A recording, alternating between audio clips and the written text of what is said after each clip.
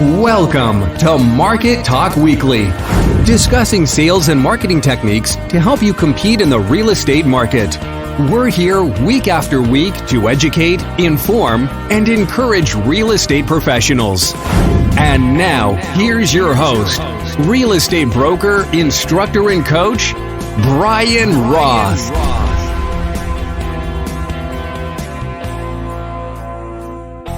Hey, we're back to Market Talk Weekly, or Market Talk Bi-Weekly now. All right. So 3 weeks have gone by since our last episode. I'm going to tell you, I missed it. I missed the weekly episodes. But we're back now, and today we're just going to talk a little bit about being a home seller. Now, there's this old saying you may have heard of, listers last. Listers last. And that goes hand in hand with the idea of those who control the inventory, control the market. Look here, if you're going to be a real estate professional for any amount of time, you're going to last in this industry, you've got to put your focus on listings. As a new agent, it's really typical to represent more buyers than sellers, but as your career advances, put your focus and efforts into being a listing agent. If you're new or fairly new to real estate, I'll tell you, it's not uncommon to be concerned about the amount of competition out there. But I will say that there are some things that you can do to stand out from the crowd. Consistency is probably the top of the list, being consistent in things that you do. And second, well, maybe this one should be first, is the way that you treat people. There's a lot of folks out there that don't treat their clients the way they should, with the amount of respect that they should. They don't communicate the way they should. And so the bar is not set super high in this business, I will tell you. And that's why you see a lot of people each year dropping out of the real estate business. With the right approach, you can be a successful listing agent.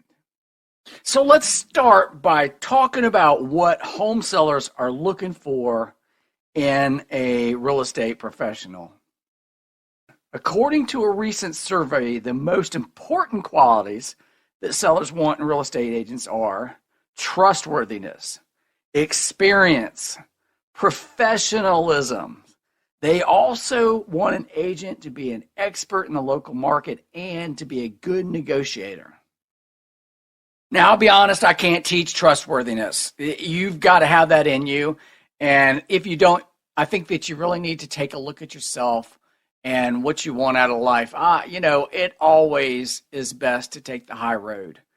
And there are times when you're going to be faced with financial issues, and it's going to come down to whose best interest are you looking out for, yourself or your clients? And you're going to have to make that choice. And when you make that choice, you're going to know whether you're a trustworthy person. You may be on the fence about that right now, but when you're in dire straits financially and you can still put your client's best interest first, then you know that you are a trustworthy person.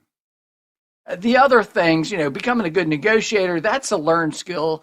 Learning your market, those are things that you should be working on right now. As a new agent or a fairly new agent, you should be learning your market. Drive around the area, learn the neighborhoods, learn what, restaurants around, what stores, what other businesses, learn what's great about the area, what events take place throughout the year. It's also important to understand the needs of the sellers. Ask questions to get to know the seller and the situation. Are they looking for a quick sale? Do they need to move out of the area? Are they looking for a certain price range for their home? Knowing the answers to these questions will help you tailor your approach and make the process smoother. Don't assume that you have all the answers or that you know their whole situation. Talk to them, and in doing so, you're developing a relationship with them. I think a common issue that people often have is when they're talking to people that they're really not listening to them. Like you may hear them say something, and so you're already trying to formulate your response to them, and so you're just waiting for them to stop talking. Train yourself to listen to people. Stephen Covey, in his book, 7 Habits of Highly Effective People, says, seek first to understand than to be understood. So he's saying, seek first to understand what the person you're talking to is saying before you try to be understood. And so you really have to develop your listening skills as a real estate agent so you can really hone in on what's going on with this person. And in doing that, it's another trust building exercise. You're going to be building trust. When you can remember their children's names, you can remember events that have gone on, you can cite it back to them, events that have happened or things that they've said, because you've been listening so well. It will impress them and they'll start to trust you and believe that you really care about them because you're listening to them. So being a good listener is going to help you to stand out above the crowd. Some other things that you can do to stand out are to utilize the net proceeds worksheet. I am so surprised how many real estate professionals do not use net proceeds worksheet. Look here, I've got it on my website, markettalkweekly.com. You can just go and it's in the document library on the website. It's free. You can download it. You can use it. It's a generic one that I made for you to use. This worksheet is going to make you look like a superstar. First of all, you're going to sit down with them with this net seller's proceed before you list the home. After you get the contract to list the home, but before you actually put it on the market. And you're going to go down and show them what all their expenses are. And the point of this worksheet is to show them what they're going to walk away from the closing table with, what dollar amount they're going to walk away with. And it is so important when you're negotiating for them. For instance, during the home inspection, when the home buyers come back with repairs that they want, and it's going to cost your folks money, and it's going to cost them more than we thought that it was going to cost for repairs, and you could pull out this net seller's proceeds worksheet, and you can say, okay, this is where we are. And if we make these repairs, this is where it's going to put you. Can you do that? It is a powerful tool. And it's going to make you look like a star in their eyes, and you won't have to cross your fingers before you go to the closing table and hope that they get what they want and hope that they're happy. Because if you don't use the net seller's proceeds worksheet, that's what you got to do.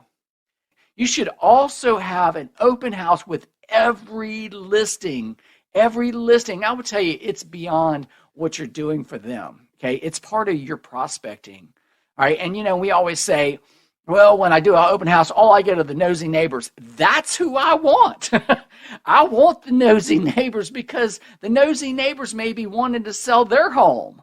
So absolutely, man, I'll go around the neighborhood before my open house and I'll invite the nosy neighbors. I'm going to give them an open door invitation to come on in and check out this house, because when you come in there, I'm going to start working on my relationship with you. And I'm going to find out if you want to sell your house or if you know of anyone who wants to sell their home. So always, always, always have an open house. All right, so also communicate. You have got to communicate all along the way with your folks. Let's say you have a 6-month contract on this, and for whatever reason, the home doesn't sell. Maybe it's just the market. Maybe it's a little overpriced, whatever it may be. And you get to the 6-month period and you have not been communicating with them, and they're upset with you and you don't even know it because you haven't been communicating with them for 6 months. Then more than likely, they're going to go with that agent who contacts them to try and get that expired. But if you've been communicating with them and you've been every step of the way, you've been keeping them abreast of everything that's been going on, they know that you've been working for them, and they're going to stick with you for the next 6 months or whatever it might be. I would make sure that every single week that I either gave them a call or I sent them an email and outlined either nothing's going on or what's going on, or I got a call from an agent, even if it's just I got a call from an agent and they just had an inquiry, just so they know everything you know about the property and what's going on with it, they should know. Very important to stay in communication with the home sellers. Every time I have a showing, I always do a follow-up with the agent, with the buyer's agent. I'll call them or text them, hey, what'd you think? What'd your folks think? And even if they're not interested in it, I want to know why. What didn't you like about it? What did you like about it? And then I'm going to communicate that information to my folks. This is especially important if your home is overpriced, if your home sellers have overpriced the home and you know it's overpriced. This is one of the ways you can help them to see that it's overpriced. If you have people that continuously coming through to tour the house and they're saying, oh, it's just overpriced. So communication. Next thing I want to tell you is that you may have some buddies in the real estate business, people that you've gotten close to.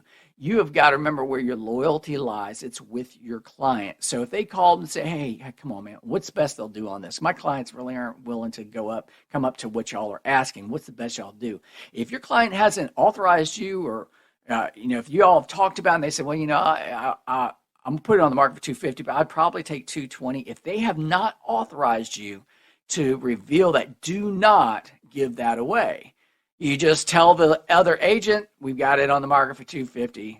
Bring your offer. That's all I can tell you. Represent your client well. Stand your ground. If somebody really wants it, they know what it's listed for. Don't make the decision for your client, and don't give away your hand.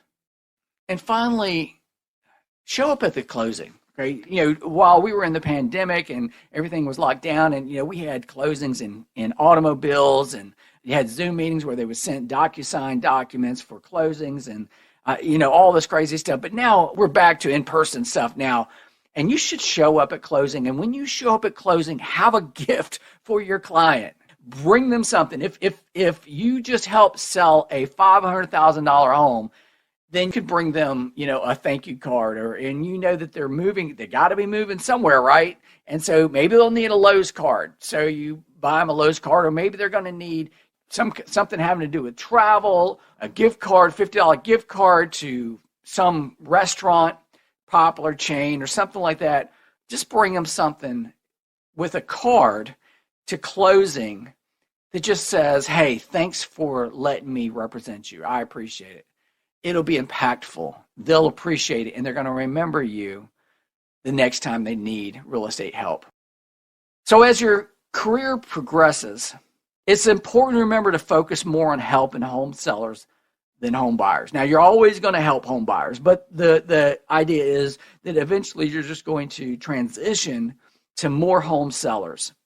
Your job is to make sure that the people you're working with feel safe, they feel secure, and supported throughout the entire home selling process. As you go out into the world and you continue to make the difference in the lives of home sellers, remember that success is not a destination, it's a journey. As the famous quote from Confucius goes, it does not matter how slowly you go as long as you do not stop. With hard work, dedication, and commitment to helping others, you're going to find success as a real estate professional. Thanks for listening to another episode of Market Talk Weekly.